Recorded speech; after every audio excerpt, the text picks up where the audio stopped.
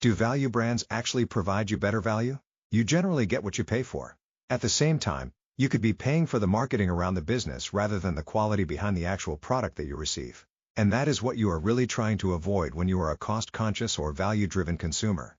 I am more value-conscious overall than brand name-centric. My general philosophy is that the extra you pay for brand value does not adequately provide you with enough utility to justify the additional cost. Many times the generic or mass commercialized option can provide you with what you need at a far lower cost point, and you may even be able to have more than one while still saving money. There are some areas where I make exceptions. Like electronics, for example.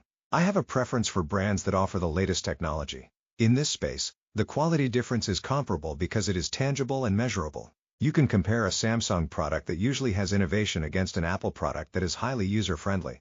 From an operational perspective, companies that cater to the value-conscious are somewhat pigeonholed in a position where they are not well suited to be the innovator of their respective market. They are essentially waiting for their market-leading competitors to produce a new product or service and then find a way to offer a lower-cost, similar alternative to the market leaders. Many times it may take a bit before a suitable substitute is discovered.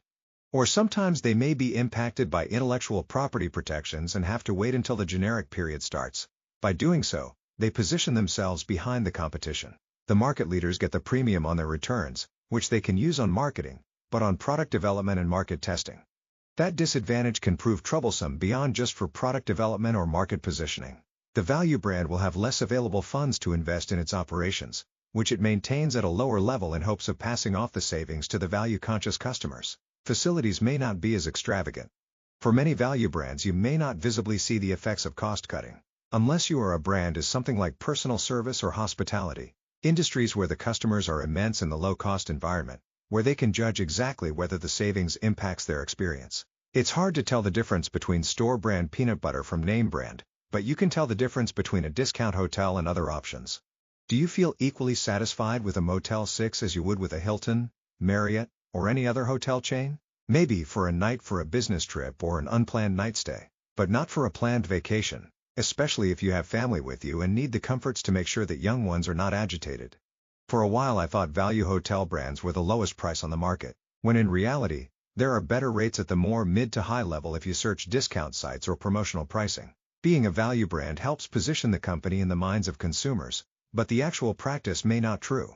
Another area where value brands are appealing is the market for fitness. For many people who are looking to lose weight, get in better shape, or just be more active, there are now many value chains of gyms that offer low monthly costs and convenient network of locations. Especially in the beginning, you may not want to invest what may be a considerable amount of money each month in something you are not familiar with or comfortable in. So chains like Planet Fitness, Blink, and others offer an affordable introduction to the path of fitness. First, I need to point out that the gym business model is built on large book of business with low utilization. Have people sign up for monthly membership and have only a fraction of that actually become regulars? The goal is that fee is low enough that people will not be mindful of it to cancel. Sure, they want to be the source of your fitness goals, but ideally they will not have to invest in maintenance, crowding issues, or other challenges that come with locations that exceed capacity. They will deal with those issues in January and early February before people eventually drop off.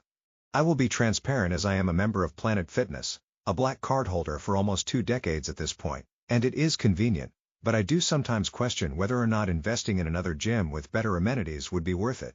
In many locations, the issues with equipment failures is impactful. Quality of facilities in terms of cleanliness is far from consistent, and televisions are not personalized like other gyms. Rarely is sports shown, but the buffoonery of M, S, N, B, C, and C, N, N are broadcast.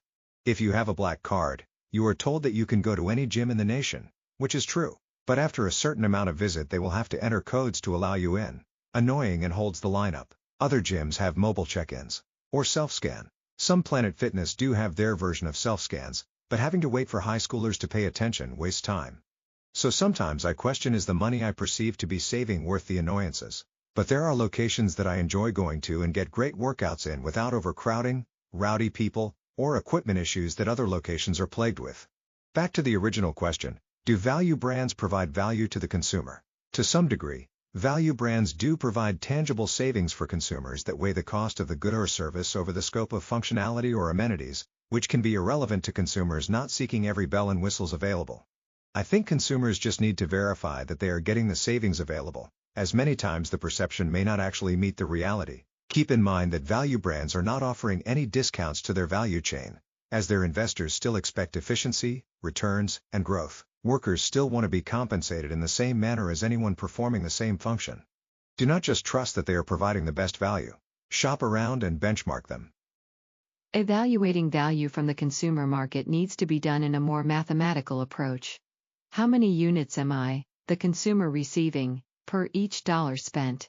This will help get past the marketing and promotions. Also helps to understand what you really want to receive versus what can you go without. For instance, one of Chris's trips to Milwaukee showed him that saving money with Motel 6 was not worth the risk. Paying a bit more for significantly better accommodations across the board. Saving what came out to be less than $100 to find out that the location was used for housing illegal immigrants waiting for transport could not have been worth it. Value is not just about the outlay of money, but what you are getting and have access to. Planet Fitness offers a wide enough array of equipment for a person to get in shape. While it is not a designer gym or specialty operation, it can meet the needs of accessing equipment that will help you improve your body and meet your health goals. If you are seeking classes or personal training, then you either have to find the right location or find the right gym chain that offers that more consistently.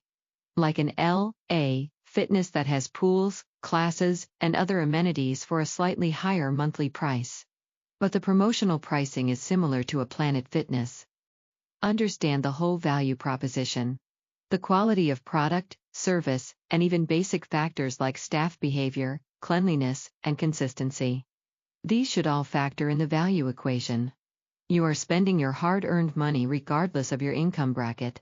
Make sure you know what you are getting and if the offer meets your needs and delivers what was promised.